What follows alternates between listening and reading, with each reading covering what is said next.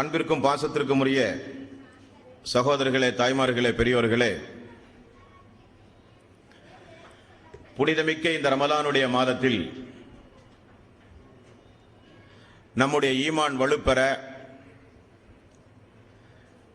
நமக்கு இறையச்சம் அதிகமாக,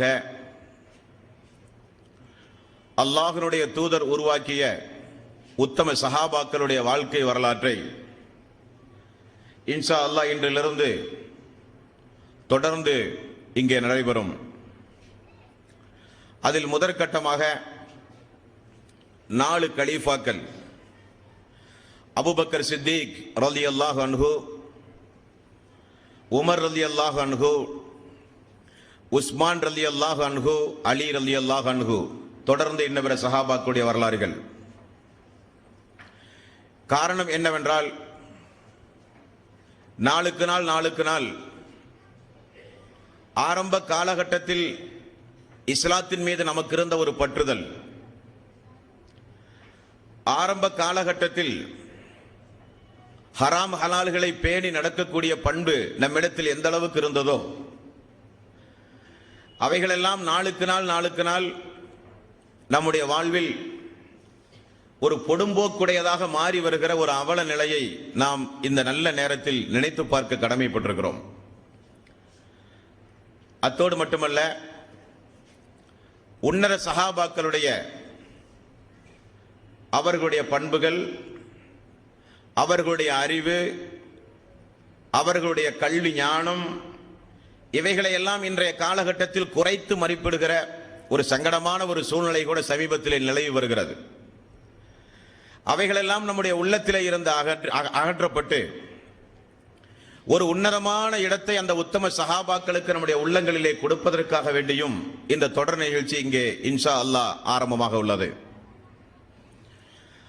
அன்பார்ந்த சகோதரர்களே, நபிகள் நாயகம் ஸல்லல்லாஹு அலைஹி வஸல்லம் அவர்கள் உருவாக்கிய அந்த உத்தம தோழர்களை குறித்து அல்லாஹ்வுடைய தூதர் சொன்ன நபிமொழிகளை எல்லாம் புகாரியினுடைய 4ஆம் பாகம், முஸ்லிம் 4ஆம் பாகம், இவைகளில் எல்லாம் சஹாபாக்களின் சிறப்பு என்கிற ஒரு தனி பாடத்தை இமாம்கள் தொகுத்து நமக்கு வழங்கியிருக்கிறார்கள். அதில் ரசூலுல்லாஹி ஸல்லல்லாஹு அலைஹி வஸல்லம் அவர்கள் தன்னுடைய தோழர்களை குறித்து கூறிய செய்தி, என்னுடைய தோழர்களை நீங்கள் ஏசாதீர்கள், என்னுடைய தோழர்களை ஏசுவதை நீங்கள் செவியுற்றால் அல்லாஹ்வுடைய சாபம் உங்களின் மீது உண்டாகட்டும் என்று அவர்களுக்கு நீங்கள் சொல்லுங்கள். ரசூலுல்லாஹி ஸல்லல்லாஹு அலைஹி வஸல்லம் அவர்கள் கூறினார்கள். இன்னொரு இடத்தில் அல்லாஹ்வுடைய ரசூல் சொல்கிறார், என்னுடைய தோழர்களை நீங்கள் ஏசாதீர்கள், உஹது மலை அளவு நீங்கள் தங்கத்தை தர்மமாக செய்தாலும் என்னுடைய தோழர்கள் கையளவு கோதுமையோ ஏதாவது உணவு தானியங்களையோ தர்மம் செய்வார்களே, அதற்கு அது ஈடு இணையாகாது. ரசூலுல்லாஹி ஸல்லல்லாஹு அலைஹி வஸல்லம் அவர்கள் சொன்னார்கள், எனக்கு பிறகு ஒரு காலம் வரும், அந்த காலத்தில் போர் தொடுப்பார்கள் இஸ்லாமிய மார்க்கத்திற்காக வேண்டி. அப்படி போர் தொடுக்கும் பொழுது எதிரணியில் இருக்கிறவர்கள் கேட்பார்கள், போர் தொடுக்க சென்றவர்களை பார்த்து, உங்களோடு உங்களுடைய அணியில் அல்லாஹ்வுடைய தூதரோடு தோழமை கொண்ட சஹாபாக்கள் இருக்கிறார்களா என்று எதிரிகள் கேட்பார்கள். போருக்கு சென்றவர்கள் சொல்லுவார்களாம், ஆம் உண்டு, இன்னென்ன நபர்கள் எல்லாம் உண்டு என்று சொல்லுவார்கள். உடனே போர் நிறுத்தம் செய்யப்பட்டு உடனே அவர்களுக்கு வெற்றி கிடைக்கும் என்று ரசூலுல்லாஹி ஸல்லல்லாஹு அலைஹி வஸல்லம் அவர்கள் கூறினார்கள். அந்த அளவுக்கு உத்தம சஹாபாக்களை அல்லாஹ்வுடைய ரசூல், தான் உருவாக்கிய தோழர்களை அல்லாஹ்வுடைய ரசூல், அல்லாஹ் பொருந்திக் கொண்ட அந்த தோழர்களை அல்லாஹ்வுடைய ரசூல் உன்னதமான இடத்தில் வைத்து நமக்கு அறிமுகம் செய்தார்கள். அல்லாஹ் அவனுடைய அருள்மறையாம் திருமறை குர்ஆனில் 9வது அத்தியாயம் 117வது வசனம், லக்கத் தாபல்லாஹு அலன் நபியி வல் முஹாஜிரீன வல் அன்சார், முஹாஜிர்களையும் அன்சார்களையும் அல்லாஹ் ரப்பல் ஆலமீன் மன்னித்து விட்டான். முஹாஜிர்களுக்கும் அன்சாரிகளுக்கும் அல்லாஹ் வழங்கிய அந்த பொது மன்னிப்பை அல்லாஹ் திருக்குர்ஆனில் நமக்கு எடுத்து காட்டுகிறான். அன்பார்ந்த சகோதரர்களே, அறிஞர் பெருமக்கள் எல்லாம் சங்கைக்குரிய இமாம்கள் எல்லாம் சஹாபாக்களுடைய வாழ்க்கை வரலாறுகளை தரம் பிரித்து பலதரப்பட்ட பிரிவுகளாக நமக்கு சஹாபாக்களுடைய வாழ்க்கை வரலாறை விளக்குகிறார்கள். சஹாபாக்களை குறித்து நமக்கு தெளிவுபடுத்தும் பொழுது அவர்களுடைய கல்வி, அவர்களுடைய தியாகம், அவர்களுடைய உடல் உழைப்பு, யார் எப்பொழுது இஸ்லாமிய மார்க்கத்திற்கு ஆரம்பமாக இஸ்லாத்தை தழுவினார்கள் என்கிற அடிப்படையை மையமாக வைத்து தரம் பிரித்து சஹாபாக்களை பாகுபடுத்தி நமக்கு விளக்கி சொல்கிறார்கள்.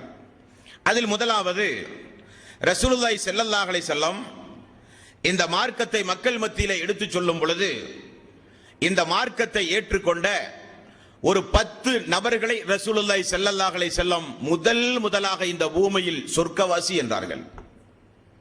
இங்கிருந்து ஆரம்பிக்கிறது சஹாபாக்களுடைய வாழ்க்கை வரலாறுகள், அவர்களுடைய ஈமான், அவர்களுடைய தக்குவா, அவர்கள் இஸ்லாத்திற்காக வேண்டி செய்த தியாகம். சூரத்துல் பக்ரா 2வது அத்தியாயத்தின் 201 202வது வசனம், வமினன் நாஸி மை யஸ்ரி நஃப்ஸஹு பித்திஆ மர்லாத்தில்லாஹ் வல்லாஹு ரഊஃபும் பில் இபாத். மனிதர்களில் ஒரு சாரார் உண்டு, அவர்கள் யார் என்றால் அல்லாஹ்வுடைய திருப்தி தனக்கு கிடைக்க வேண்டும் என்பதற்காக தன்னையே அர்ப்பணித்தவர்கள் அவர்கள் என்று அல்லாஹ் சொல்கிறான். அந்த சஹாபாக்களை குறித்து, சஹாபாக்களுடைய மேன்மைகளை குறித்து அல்லாஹ் இப்படி விளக்குகிறான். அன்பார்ந்த சகோதரர்களே, இதைத்தான் உத்தம சஹாபாக்களுடைய வாழ்க்கை வரலாறுகளை ஆய்வு செய்து இமாம்கள் இப்படி தரம் பிரித்து சொல்கிறார்கள்.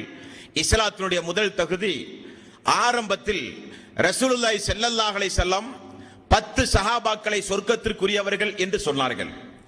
அதில் 4 கலீஃபாக்கள், அபூபக்கர் சித்திக் ரலியல்லாஹு அன்ஹு, உமர் ரலியல்லாஹு அன்ஹு, உஸ்மான் ரலியல்லாஹு அன்ஹு, அலி ரலியல்லாஹு அன்ஹு, தல்ஹா பின் உபைதுல்லாஹ் ரலியல்லாஹு அன்ஹு, ஜுபைர் பின் அவ்வாம் ரலியல்லாஹு அன்ஹு, அப்துர் ரஹ்மான் இப்னு அவுஃப் ரலியல்லாஹு அன்ஹு, சஅத் பின் அபி வக்காஸ் ரலியல்லாஹு அன்ஹு, சயீத் பின் ஸைத் ரலியல்லாஹு அன்ஹு, அபு உபைதா பின் அல் ஜர்ராஹ் என்கிற நபித்தோழர். இந்த 10 நபித்தோழர்களும் ஆரம்ப காலகட்டத்தில் அல்லாஹ்வுடைய தூதரனுடைய நாவிலிருந்து வஹியின் அடிப்படையில் சொர்க்கத்திற்குரியவர்கள் என்று நல்வாழ்த்து பெற்றவர்கள் உத்தம சஹாபாக்கள். இந்த 10 நபித்தோழர்களை தாண்டி அடுத்ததாக ரசூலுல்லாஹி ஸல்லல்லாஹு அலைஹி வஸல்லம் வாழ்க்கை வரலாற்றில் ஒரு அழகான அல்லாஹ்வுடைய அருளை பெற்ற சஹாபாக்கள் யார் என்றால், எடுத்த உடனே இமாம்கள் வகைப்படுத்துகிறார்கள். முதற்கட்டமாக பத்ரு போர். பத்ரு போரில் பங்கெடுத்த 313 சஹாபாக்கள், அவர்களை குறித்து அல்லாஹ் திருக்குரானிலும் ரசூலுல்லாஹி ஸல்லல்லாஹு அலைஹி வஸல்லம் அவர்களும் சொன்ன நல்வாழ்த்து செய்தி என்ன? அவர்களுக்கு சொன்ன ஒரு நல்வாழ்த்து செய்தி இந்த உலகத்து மாந்தர்களில் யாருக்கும் கிடைக்காத ஒரு நல்வாழ்த்து செய்தி. அது என்ன என்றால், அவர்களுடைய முற்சென்ற பாவங்களும் மன்னிக்கப்பட்டது, அவருடைய வாழ்நாளில் செய்த பாவங்களும் மன்னிக்கப்பட்டது, இனி மரணிக்கின்ற வரை அவர்கள் என்ன பாவம் செய்தாலும் மன்னிக்கப்படும். அந்த அளவுக்கு ஒரு 313 சஹாபாக்கள், 300க்கும் கொஞ்சம் அதிகமான சஹாபாக்கள் இஸ்லாத்தினுடைய 2வது தியாகிகள். இப்படி வகைப்படுத்துகிறார்கள். மூன்றாவதாக உஹது போரில் பங்கெடுத்த 700 சஹாபாக்கள் அல்லாஹ்வுடைய தூதரை காப்பாற்ற தன்னுடைய மேனியை கடையமாக ஆக்கி வருகிற அம்புகளை எல்லாம் தாங்கி ரசூலுல்லாஹி ஸல்லல்லாஹு அலைஹி வஸல்லம் அவர்களை காப்பாற்ற புறப்பட்ட 700 சஹாபாக்கள் உஹது போரிலே பங்கெடுத்த சஹாபாக்கள் 3வது அணியினர்கள். 4வது பைத்துல் ரில்வான். ஒரு நாள் ரசூலுல்லாஹி ஸல்லல்லாஹு அலைஹி வஸல்லம் உஸ்மான் ரலியல்லாஹு அன்ஹு அவர்களை மக்காவுக்கு குறைஷிகளிடத்திலே ஒரு ஒப்பந்தத்திற்காக வேண்டி பிரதிநிதியாக ரசூலுல்லாஹி ஸல்லல்லாஹு அலைஹி வஸல்லம் அனுப்பினார். வர தாமதமானது. உஸ்மான் ரலியல்லாஹு அன்ஹு அவர்கள் கொல்லப்பட்டார் என்கிற செய்தி வந்தவுடன் அல்லாஹ்வுடைய ரசூல் கொஞ்சம் கூட தாமதம் இல்லாமல் பிரதிநிதிகளை கொல்லுவதென்பது இஸ்லாமிய மார்க்கத்தினுடைய நாட்டு மரபுனுடைய விதிமுறைக்கு மாற்றமானது என்று தெரிந்து அல்லாஹ்வுடைய ரசூல் இப்படி சொன்னார். உஸ்மான் ரலியல்லாஹு அன்ஹு அவர்கள் கொல்லப்பட்டால் உடனுக்குடனே இதற்கு பதிலடி கொடுக்க வேண்டும், யார் தயார் என்று அல்லாஹ்வுடைய ரசூல் ஒப்பந்தக்கரம் நீட்டியவுடன் 1500 சஹாபாக்கள் ஏன் எதற்கு என்று கூட கேட்காமல் முன் வந்தார்கள். அவர்களை அல்லாஹ் திருக்குரானில் அந்த மரத்திற்கு அடியில் ஒப்பந்தம் செய்த அந்த தோழர்கள் அனைவர்களையும் அல்லாஹ் பாராட்டி சொன்ன அந்த வகையினர்கள் 3வது வகையினர்கள். 4வது மக்கா வெற்றிக்கு பிறகு இஸ்லாமிய மார்க்கத்தை தழுவிய மக்கள். இப்படி மார்க்க அறிஞர்கள் சஹாபாக்களை வகைப்படுத்துகிறார்கள். ஆரம்ப காலகட்டத்தில் எல்லோரும் அல்லாஹ்வுடைய தூதரை புறக்கணித்த ஆரம்ப காலகட்டத்தில் எல்லாவற்றையும் தியாகம் செய்து முன்வந்த மக்கள் ஒரு சாரார். பத்ர் போர்க்களத்திற்கு பிறகு பத்ர் போர்க்களத்தில் பங்கெடுத்துக் கொண்ட உத்தம சஹாபாக்கள் இன்னொரு சாரார். மதீனா சென்ற பிறகு இஸ்லாம் வளர்ந்த பிறகு இஸ்லாத்திற்கு வந்த மக்களோடு உஹது போர்க்களத்தை ரசூலுல்லாஹி ஸல்லல்லாஹு அலைஹி வஸல்லம் அவர்கள் சந்தித்தார்கள். அவர்கள் ஒரு சாரார். பைத்துர் ரில்வான் மரத்தடிக்கு கீழ் ஒப்பந்தம் செய்த சஹாபாக்கள் இன்னொரு சாரார். அதே போல மக்கா வெற்றிக்கு பிறகு நிறைய சஹாபாக்கள், நிறைய மக்கள் இஸ்லாமிய மார்க்கத்தை தழுவினார்கள். அவர்களில் ஒரு சாரார். இனி மதீனாவை எடுத்துக்கொண்டால் அல்லாஹ்வுடைய ரசூல் மக்காவில் ஆரம்ப காலகட்டத்தில் பிரச்சாரம் செய்வதற்காக கடுமையாக தடுக்கப்பட்டார். அப்பொழுது மக்காவினுடைய புறநகர் பகுதி, மினா, அரஃபா போன்ற புறநகர் பகுதிகளில் ஹஜ்ஜுக்கு வருகிற மக்களிடத்தில், அன்றைக்கு ஹஜ் என்று நினைத்து மக்கள் செய்கிற வணக்க வழிபாட்டுக்குரிய அந்த காலகட்டத்தில் ரசூலுல்லாஹி ஸல்லல்லாஹு அலைஹி வஸல்லம் ஒவ்வொரு கூடாரமாக மினாவில் அல்லாஹ்வுடைய ரசூல் மக்களை சந்திக்க செல்லுவார். ரசூலுல்லாஹி ஸல்லல்லாஹு அலைஹி வஸல்லம் அவர்களை பார்த்து அன்றைக்கு மக்கள் ஓடுவார்கள், குழப்பவாதி வந்து விட்டார். மக்காவுக்கு ஹஜ்ஜுக்காக வேண்டி, வியாபாரத்திற்காக வேண்டி செல்லுகிற மக்களிடத்தில் எல்லாம் அவருடைய குடும்பத்தார்கள் இப்படி சொல்லி அனுப்புவார்கள்: நீங்கள் மக்காவுக்கு செல்கிறீர்கள், அங்கே ஒரு மனிதர் தன்னை இறை தூதர் என்று பேசுகிறார், அவரோடு அமராதீர்கள், அவர் சூனியக்காரர், அவருடைய பேச்சிலே சூனியம் உண்டு, அவர் ஒரு குழப்பவாதி, நம்முடைய தெய்வங்களை எல்லாம் ஏசுகிறவர், அவரை அழைத்தால் நீங்கள் செல்லாதீர்கள் என்று சொல்லித்தான் அனுப்புவார்களாம். இப்படி ரசூலுல்லாஹி ஸல்லல்லாஹு அலைஹி வஸல்லம் மக்காவினுடைய ஆரம்ப காலகட்டத்தில் ஒவ்வொரு மினாவினுடைய கூடாரத்திற்கும் ரசூலுல்லாஹி ஸல்லல்லாஹு அலைஹி வஸல்லம் அவர்கள் சென்று, எனக்காக வேண்டி சிறிது நேரம் ஒதுக்குங்களேன், நான் அல்லாஹ்வுடைய ரசூல். மக்கள் ஏசுவார்கள். போயும் ஒரு அனாதையா இறைவனுடைய தூதராக இறைவன் தேர்வு செய்தான் என்று துரத்துவார்கள், ஏசுவார்கள், பேசுவார்கள். அல்லாஹ்வுடைய ரசூலை பார்த்தால் திரும்ப நிற்பார்கள். இப்படியெல்லாம் மக்காவினுடைய ஆரம்ப காலகட்ட வரலாறு. அப்பொழுது மதீனாவிலே இருந்து ஒரு 6 நபி தோழர்கள் அன்றைக்கு ஹஜ்ஜுக்கு வந்திருந்தார்கள். அவர்கள் கூடாரத்திலே இருந்து அல்லாஹ்வுடைய ரசூல் ஒவ்வொரு கூடாரமாக ஏறி இறங்குவதை பார்த்து கொண்டே இருக்கிறார்கள். மக்கள் புறக்கணிக்கிறார்கள் அல்லாஹ்வுடைய ரசூலை, ஏசுகிறார்கள், பேசுகிறார்கள். அதில் ஒருவர் தான், 6 மனிதர்களில் ஒருவர் தான் அஸ்அத் ரலியல்லாஹு அன்ஹு. அல்லாஹ்வுடைய தூதருடைய வாழ்க்கை வரலாற்றில் முதலில் ஜும்மா நடத்திய ஒரு நபி தோழர் அஸ்அத் ரலியல்லாஹு அன்ஹு. ரசூலுல்லாஹி ஸல்லல்லாஹு அலைஹி வஸல்லம் ஜும்மா நடத்துவதற்கு முன்னதாகவே நடத்திவிட்டார். அல்லாஹ்வுடைய ரசூலுக்கு மக்காவில் ஜும்மா நடத்துவதற்கோ, பெருநாள் தொழுகை நடத்துவதற்கோ, கூட்டாக அமர்ந்து ஒரு நல்ல காரியங்களை செய்வதற்கோ அல்லாஹ்வுடைய ரசூலுக்கு மக்காவில் அனுமதி கிடையாது. அந்த அளவுக்கு மோசமான சூழ்நிலை மக்காவில். ஆனால் இந்த மதீனாவில், இந்த மினாவில் அந்த 6 தோழர்கள் அஸ்அதுடைய தலைமையிலே வந்திருந்தார்கள். நாம் அவரை அழைத்து என்னவென்று கேட்போமே, ஏன் மக்கள் எல்லாம் புறக்கணிக்கிறார்கள் என்று சொன்ன பொழுது ரசூலுல்லாஹி ஸல்லல்லாஹு அலைஹி வஸல்லம் அவர்கள் அழைக்கப்பட்டார். அமருங்கள், நீங்கள் யார், எங்கிருந்து வந்தீர்கள்? நான் அல்லாஹ்வுடைய ரசூல். அப்படியா? அந்த அல்லாஹ் உங்களுக்கு எதை கொடுத்து உங்களை அனுப்பினான்?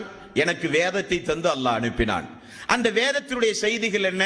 ரசூலுல்லாஹி ஸல்லல்லாஹு அலைஹி வஸல்லம் உருவ வழிபாடு கூடாது, ஏகத்துவம் மட்டும் தான் வேண்டும், அடிமையிடத்திலே நீதமாக நடக்க வேண்டும், பெண் குழந்தைகளை கொல்லுவது கூடாது, மதுபானம் ஹராம், விபச்சாரம் கூடாது, எல்லாம் சொன்னார்கள். 6 பேரும் தாமதம் இல்லாமல் உடனே இஸ்லாத்தை ஏற்றுக்கொண்டார்கள். இந்த 6 சஹாபாக்கள் மதீனாவுக்கு சரித்திரம் எழுதிய சஹாபாக்கள். இந்த 6 பேரும் மதீனாவுக்கு சென்றால் வெறுமனே இருக்கவில்லை. 6 பேரும் அல்லாஹ்வுடைய தூதரிடத்தில் கேட்ட செய்தி, அவரை பார்த்த அந்த அற்புத சம்பவம் எல்லாம் மதீனாவிலே போய் தன்னுடைய நண்பர்கள், தன்னுடைய உறவினர்கள், தன்னுடைய கோத்திரத்தார்கள், இப்படி எல்லோரிடத்திலும் எடுத்து சொல்லி ஒரு 11 மனிதர்களை அஸ்அத் ரலியல்லாஹு அன்ஹு அவர்கள் உருவாக்கி விட்டார்கள். நீங்களும் வாருங்களேன், மக்காவுக்கு செல்லுவோம், யாருக்கும் தெரியாமல் அவரை நீங்களும் சந்தித்து கேளுங்களேன் என்று சொல்லி அல்லாஹ்வுடைய ரசூலை பார்க்க வந்த 11 சஹாபாக்கள் இரண்டாவது மதீனாவில் சரித்திரம் எழுதிய சஹாபாக்கள். அந்த 11 சஹாபாக்களும் அல்லாஹ்வுடைய ரசூலிடத்திலே வந்தார்கள், பேசினார்கள், இஸ்லாத்தை தழுவினார்கள். முதல் அகபா உடன்படிக்கை என்று சொல்லப்படும். இந்த 11 பேரும் திரும்ப மதீனாவுக்கு சென்றார்கள். அல்லாஹ்வுடைய ரசூல் இருப்பது மக்காவில் ஆரம்ப காலகட்டம். இந்த 11 பேரும் மீண்டும் மதீனாவுக்கு சென்று இஸ்லாத்தை மிக பவ்யமாக எல்லா இடங்களிலும் பரப்பி தன்னுடைய கோத்திரத்துடைய தலைவர்களுக்கெல்லாம் போய் எடுத்து சொல்லி, அதுதான் சாத் பின் அபி வக்காஸ். அவர் மதீனத்து தோழர்களுக்கு ஒரு தலைவர். இப்படி எடுத்து சொல்லி ஒரு 80 நபர்களை இந்த 11 பேர் உருவாக்கினார்கள். இந்த 80 நபர்களும்